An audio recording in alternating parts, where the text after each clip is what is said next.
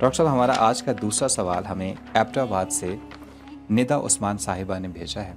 کہتی ہیں، ڈاکٹر صاحب السلام علیکم، ہمارے والدین کے 2 مکان ہیں، ایک مکان میں وہ رہ رہے ہیں، دوسرا کرائے پر دے رکھا تھا۔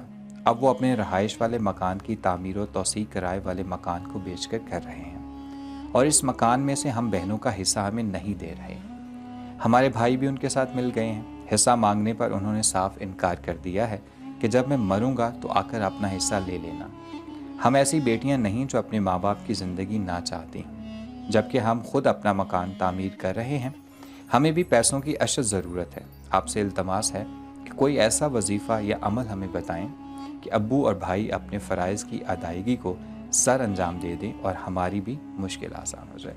ڈاکٹر صاحب، جہاں ہم اتنے سارے اپنے معاشرے کے المیات کا ذکر کرتے ہیں، وہاں پر یہ بھی ایک بہت بڑا المیہ ہے کہ ہم اپنی بہنوں کو ان کا حق دینے میں ہمیشہ پس و پیش کرتے ہیں۔ اس پر آپ کیا کہیں؟ اللہ تعالیٰ نے کلام پاک میں 2-3 جگہوں پہ اس طرح کا یہ ارشاد فرمایا کہ من لم یحکم بما انزل اللہ فاولئک هم المشرکون، وہ جو اللہ کے دیے ہوئے قانون کے مطابق فیصلے نہیں کرتے بس وہی مشرک ہیں۔ ایک جگہ پر کہا بس وہی کافر ہیں، اور ایک جگہ فرمایا بس وہی فسادی فتنہ پرور ہے۔ تو وہ حقوق بچوں کے ہوں یا بچیوں کے ہوں، ہمیں اللہ رسول کے احکامات کے ساتھ چلتے ہوئے ان کی ادائیگی کرنی ضروری ہے۔ لیکن جو اللہ نبی نے جو حق رکھا ہے قرآن مقدس میں، لذاکر مثل حظ الانثیین، جو وراثت کا ترکے کا جو ایک تصور اور اللہ کریم کے احکامات موجود ہیں، اس وقت جو ہے وہ پھر غیرت آڑے آ جاتی، بھائیوں کے بھی نتنے پھول جاتے ہیں، اور بعض بزرگ جو ہیں وہ بھی پھر جو ہے آئیں بائیں شائیں کرنا شروع کر دیتے ہیں، تو وہ اس سے بھی بہت قباحتیں پیدا ہوتی۔ تو لہٰذا یہ ضروری ہے کہ جو بچیوں کا حق ہے ان کو دیا جائے، جو بچوں کا ان کو دیا جائے۔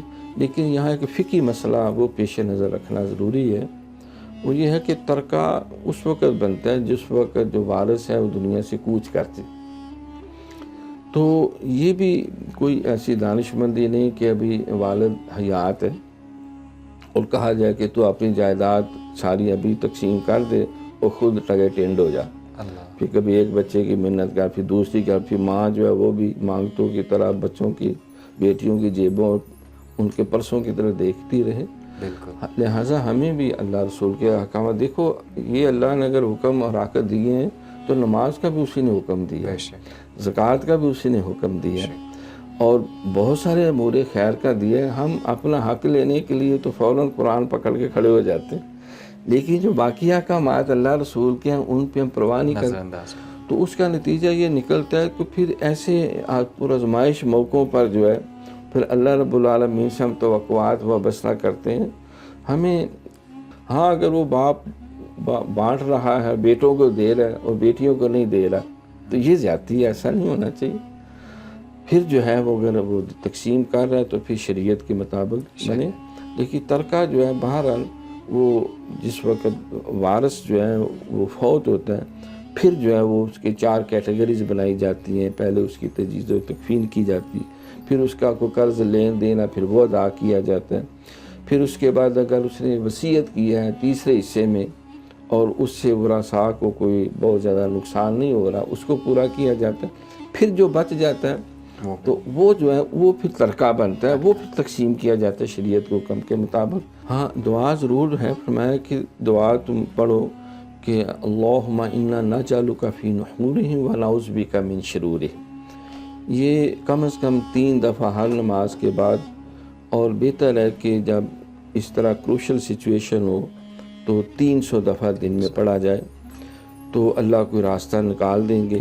پھر یہ بھی ایک دعا ہے، اللہم احسن عاقبتنا فی الامور کلہا واجرنا من خزی دنیا والآخرہ، کہ اے اللہ ہر معاملے میں تو میری کفایت فرماؤ، مدد فرماؤ، اور مجھے دنیا اور آخرت کی ذلت سے محفوظ فرماؤ۔